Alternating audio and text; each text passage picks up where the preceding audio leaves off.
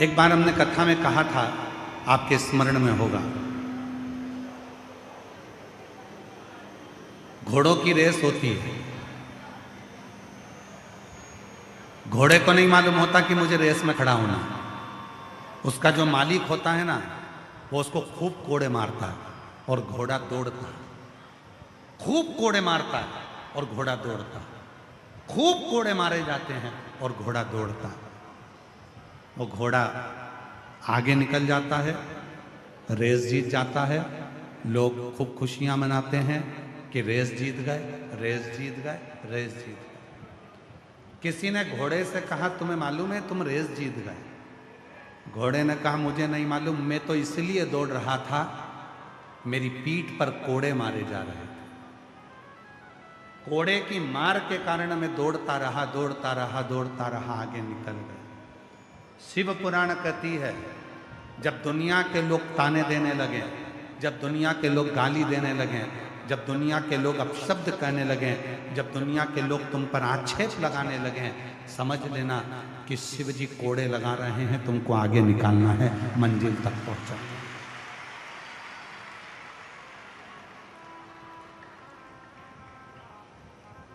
जो दुनिया से ठुकराए ना होते तो तेरे दर पर आए ना होते। दुनिया ने ठुकराया तो हम उसके दरवाजे पर। इसीलिए शायद शिव महापुराण की कथा कहती है, पैर छू लेना सरल है। तुम्हारे पास में कोई बैठी है, तुमने सिर पे पल्लू लेकर उसके पैर छू लिए, सरल है। बच्चे अपने माँ बाप के पैर छू लिए, सरल है।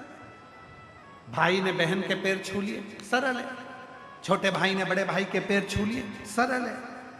बच्चों ने माँ बाप के पांव छू लिए, सरल है। बच्चों ने नाना नानी के पैर छू लिए, सरल है। बच्चों ने दादा दादी के पांव छू लिए, सरल है।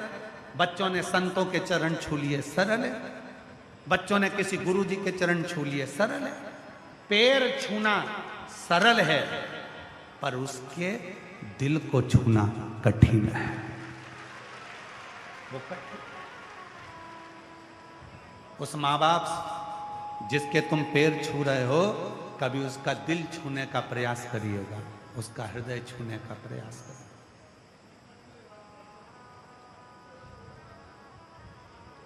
हमने अपनी लाइफ में, हमने अपनी पूरी जिंदगी में, हमारे पूरे जीवन में हम पूरे भारत का भ्रमण करें, देश विदेश का भ्रमण करें, उस देश विदेश के भ्रमण में हमको केवल 2 ज्योतिष आचार्य अच्छे मिले। केवल 2 ज्योतिष आचार्य मिले हमारी जिंदगी में, वो दुनिया का भविष्य जानते हैं। और आज कहने में पीछे नहीं हटेंगे उन दोनों ज्योतिष आचार्य के नाम को। हमारी पूरी जिंदगी में, पूरे समय में, हमारी पूरी लाइफ में हमें केवल 2 ज्योतिष आचार्य मिले, और वो 2 ज्योतिष आचार्य ऐसे थे, वो सब कुछ जानते थे। एक का नाम है मेरी माँ और दूसरे का नाम है मेरा पिता। तो ये वो ज्योतिष आचार्य हैं जो पूरी लाइफ जानते। एक माँ है जो मेरे दिल की बात जान जाती थी, मेरा बेटे का पेट। और आज भी जगत की जितनी माँ है, छोटा सा बच्चा गोदी में पड़ा है, माँ जान जाती है इसके पेट दुख रहा है, कि पाँव दुख रहा है। डॉक्टर नहीं पहचान पाते, डॉक्टर तो आला लगाकर चेक करते हैं, पर माँ अपने बच्चे के दिल की बात जानती है कि मेरा बेटे का पेट दुख रहा है, कि पाँव दुख रहा है, किससे दुख रहा है। छोटा सा एक माँ संसार की वो ज्योतिष आचार्य है जो बच्चे के मन की दशा जान जाती है। और एक बाप पिता वो ज्योतिष आचार्य है जो बच्चे का भविष्य जान जाता है। बेटा ऐसा मत करना, बाद में धोखा मिल जाएगा। बेटा उससे दोस्ती मत रखना, बाद में वो तकलीफ देकर चले जाएगा। बेटा उसको उधार मत देना, वो वापस नहीं देगा। और फिर जब वो धन चले गया, परिवार में ऐसा हो गया, फिर बाप की बात याद आती है, मेरे पापा कहते थे कि वो ऐसा कर जाएगा और तू बच के नहीं रहा, उसने भविष्य देख लिया था। हमने अपने 30 साल की पूरे जितने समय हमने कथा बाची, हमने सब दूर घूमे। ऐसा कोई क्षेत्र नहीं, ऐसा कोई गांव नहीं, ऐसा कोई प्रदेश नहीं जिसमें हम नहीं गए। और एक से बढ़कर एक लोगों से मिले। उसमें 2 ज्योतिषाचार्य के बराबर कोई ज्योतिषाचार्य नहीं मिला। एक मेरी माँ और एक मेरा बाप, मेरा पिता, उसके बराबर कोई दुनिया में ज्योतिषाचार्य नहीं। मेरी माँ मन की बात पढ़ लेती थी, मेरा बेटा भूखा है, क्या लाऊं तेरे को? ला मैं दूध बनाकर ला के दे दूँ? ला मैं तेरे को 2 रोटी में अचार का मसाला लगाकर फिंगर बनाकर ला कर दे दूँ? और आज भी हम कथा से जाते हैं, निकलने में देरी हो जाती है, 2 बजे 3 बजे यहाँ से निकलना होता है। जहाँ कथा करते हैं वहाँ से रात को घर पहुँचते हैं तो हमारी माता खड़ी तुरंत आकर, तुरंत, और हमें गर्व है अब उनको देखकर, हमारी आनंदमय धर्मपत्नी भी तुरंत घंटी की आवाज़ सुनी और निकलकर मम्मी के साथ दोनों मिलकर रसोई घर से, ला मैं तेरे लिए अचार का फिंगर बनाकर ला दूँ, मैं दूध प्रसाद ला कर दे दूँ, मैं ये ला कर दे दूँ। और ध्यान रखना, हो सकता है कि तुम्हारे घर के हॉल में एसी लगा हो सकता हो तुम्हारे घर के अंदर बहुत वीआईपी सोफे लगे हों, पर कभी मौका लगे तो हमारा घर आकर देखना, जैसा पुराना था वैसा कि वैसा ही आज भी है। जो पंखे लगे थे वो पंखे आज भी लगे हैं, जो कूलर था वो कूलर आज भी लगा है। इसलिए कोई इच्छा या आकांक्षा नहीं होती। बड़े बड़े महाराज को बुलाओ तो पहले पूछना पड़ता है कौन सी गाड़ी में बैठोगे, सफेद ब्लैक, कौन सी गाड़ी का नाम बताओ, उस गाड़ी को लगाना पड़ेगा, ये गाड़ी होना चाहिए हमारे चलने के लिए। और हमारा एक ही निवेदन रहता है, ऐसी गाड़ी लेकर आना जो कथा तक पहुंचा दे, बीच में नहीं रुके, फिर बाद में भले रुक जाए तो चल जाए, गाड़ी ऐसी लगा। और हमें पंजाब की एक कथा याद आ रही है जहां हम स्कूटी से, है वो कौन सी जगह थी, है कौन सा, जम्मू की बॉर्डर पर एक सुजानगढ़ ऐसा कोई गांव था पंजाब का, वहाँ कथा करने गए थे और उनके पास में 4 व्हीलर गाड़ी नहीं थी। तो कहा गुरुजी कथा स्थल तक कैसे जाएंगे? हमने कहा साइकिल है, नहीं साइकिल भी है और स्कूटी भी है। तो हमने कहा तुम चला, हम पीछे बैठते हैं। ठाकुर जी को लेकर हम स्कूटी पर बैठते थे और कथा करने के लिए जाते थे।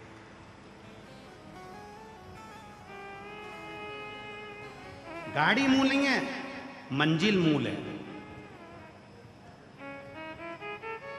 करोड़ों की गाड़ी में बैठ गए, फिर वही वाली बात आ गई, किसी और वाला बाबा इतना कहता है, महाराज पैसा तुम्हें मॉल तक पहुंचा देगा, पैसा तुमको टॉकीज तक लेकर जाएगा, पैसा तुमको कपड़े के शोरूम में लेकर जाएगा, पैसा तुमको ज्वेलरी के शोरूम में लेकर जाएगा, पैसा तुमको फ्लाइट में लेकर जाएगा।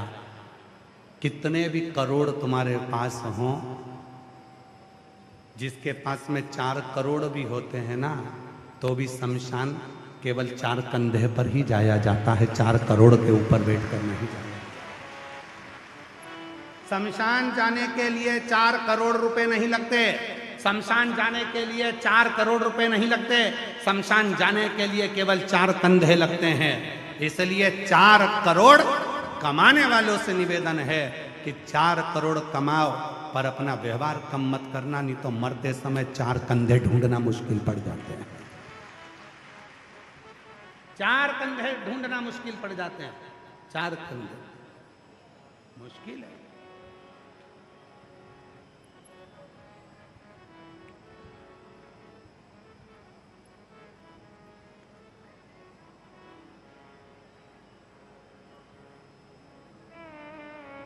धन की मूलता नहीं, मूलता है तुम्हारा प्रेम, मूलता है तुम्हारा स्नेह, मूलता है तुम्हारा इस हृदय।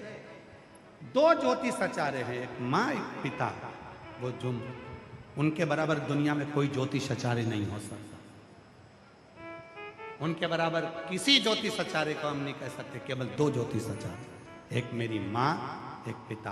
और तुम भी अंदाजा लगा कर देखना तुम्हारी लाइफ में आज भी मेरी जीजियों, तुम मायके चली जाओ ना तो मायके में तुम्हारी मम्मी तुम्हारा चेहरा पढ़ लेती है। बेटा कोई बात है क्या? बेटा क्या हो गया? कोई बात है बाबा? मुझे बोल बेटा क्या हो गया?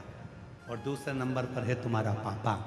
मायके जाओगे ना तो पापा कह देंगे बेटा बच्चों का ध्यान रखना। मुझे ऐसा लग रहा है कि बेटा पढ़ तो रहा है पर उसका ध्यान नहीं लग रहा है। भविष्य देख लेता है पापा, बाप भविष्य। मेरी जीजियों, पूरी जिंदगी की सबसे बड़ी पूंजी होती है अपने मम्मी पापा, अपने माँ बाप। वो जीवन की सबसे बड़ी पूंजी। गाली भी दे देंगे, कोस भी देंगे, अपशब्द भी कह देंगे, पर हृदय से कभी बद्दुआ नहीं देते, केवल वाणी से देते हैं। हृदय से तो दुआ ही देते हैं, मेरे बच्चे फले फले। और फिर कहूं आप लोगों से, दिल्ली वालों से, लाइफ पार्टनर कितना भी सुंदर हो पर मां के दिल जैसा सुंदर नहीं हो सकता। तुम्हारा लाइफ पार्टनर कितना भी सुंदर हो पर मां के दिल जैसा सुंदर नहीं हो सकता। मां का जो दिल होता है वो दिल सदा अपने बच्चों के लिए प्रेम लुटाने वाला होता है, सदा। आज भी जिस बच्चे को दमा होता है, जिस बुजुर्ग व्यक्ति को, जिस स्त्री को श्वास की तकलीफ होती है, जिस व्यक्ति को दमे की तकलीफ होती है, थोड़ी दूर चलकर हांपड़ी भराने लगती है, हाँप आने लगती है, सांस चलने लगती है, सारा इलाज करवा लिया, सब कुछ इलाज करवा कर देख लिया, तब शिवलिंग के ऊपर 2 पीपल के छोटे छोटे पत्ते पिपलेश्वर महादेव के नाम से शिवलिंग के ऊपर रखे जाते हैं। 2 पत्ते पीपल के, और 2 कटोरी में जल लेकर पदम और पिंगल, शिवजी के कानों के दोनों कुंडलों का नाम लेकर पिपलेश्वर महादेव के नाम से शिवजी पर दोनों कटोरी का जल या दोनों लोटे का जल उन दोनों पीपल के पत्ते पर चढ़ाया जाता है। उसको कटोरी में झेल कर लाया जाता है। सुबह, दोपहर और शाम, अगर 7 दिन 15 दिन लगातार रोज 2-2 बूंद जल या थोड़ा थोड़ा जल, अगर रोज पीपल के पत्ते का प्रयोग कर सकते हो तो कर लो, नहीं तो एक बार में जल लेकर आ गए, उसी को 4-5 दिन तक प्रयोग करो। धीरे धीरे हांपड़ी भराना कम हो जाएगी। चढ़कर देखना 4-6 सीढ़ियां, जब हाथ भराना बंद हो जाए तो समझ लेना कि मेरे शंकर भगवान ने तेरे ऊपर कृपा करना चाहिए। जिसकी हाथ भराती है, सांस भराती है, दमा चलता है, पसली चलती है। कई बच्चे ऐसे हैं जो दिन भर सर्दी ही सर्दी, पूरा कफ ही कफ जमा रहता है, वो निकलता ही नहीं है। डॉक्टर का भी इलाज करवा, डॉक्टर की भी दवाई लो, क्योंकि डॉक्टर शिव का एक रूप होते हैं। और साथ में पिपलेश्वर महादेव का स्मरण कर कर 2 शिव जी के कान के जो 2 कुंडल हैं, क्या नाम है उनका? जम के बोलो। पहले का नाम है पदम, दूसरे का नाम है पिंगल। जम के बोलो, क्या नाम है उनका? फिर से बोलिए, पदम पिंगल। 2, जैसे ये शिवलिंग है, इस शिवलिंग पर 2 छोटे छोटे पीपल के पत्ते रखकर 2 लोटा जल दोनों हाथों से पदम और पिंगल का नाम लेकर पत्ते रखोगे तो पिपलेश्वर महादेव के नाम से। कौन से महादेव? पिपलेश्वर महादेव। और जो जल चढ़ाओगे वो पदम और पिंगल के नाम से। और उसी जल को जब लेकर आओगे और उस जल को रोज थोड़ा थोड़ा थोड़ा थोड़ा लेना चालू करोगे, धीरे धीरे हांपड़ी, सांस, दमा जो एकदम भरा जाता है, चलते नहीं बनता, थकान सी लगने लगती है। 15 दिन के अंदर आपको लगने लगेगा कि मेरे भोले बाबा ने मेरा हाथ पकड़कर मुझे स्वस्थ कर दिया। ये शिव जी के कानों में पड़े हुए ये दो कुंडल नहीं, ये वो कुंडल है।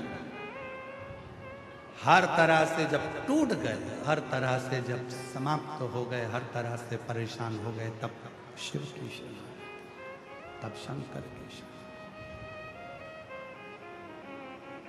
दिल से कहो, उसको दिल से स्वीकार करो। विश्वास, भरोसा दृढ़, शिव तुम्हारे दुख को हरता। भरोसा दृढ़ नहीं है, शिव नहीं। पद्म ने पिंगल से कहा, भगवान हो सकता है कि मनुष्यों की भाषा सुनते हैं।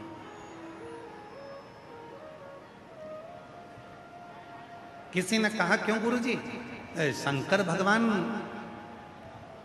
ब्राह्मण के देवता हैं कि क्षत्रिय के देवता हैं कि वैश्य के देवता हैं कि शूद्र के देवता हैं? हम निवेदन करेंगे, सारे देवताओं को आपने बांट लिया, शिव जी को कभी मत बांटना। शंकर भगवान तो उसके देवता हैं जिसने अपने दिल में बिठा लिया। पशु ने दिल में बिठाया तो पशु के देवता हो गए पशुपतिनाथ। पक्षियों ने अपने दिल में बिठाया तो उनके देवता हो गए सरंभेश्वरनाथ। असुरों ने अपने हृदय में बिठाया तो उनके देवता हो गए ओघड़नाथ।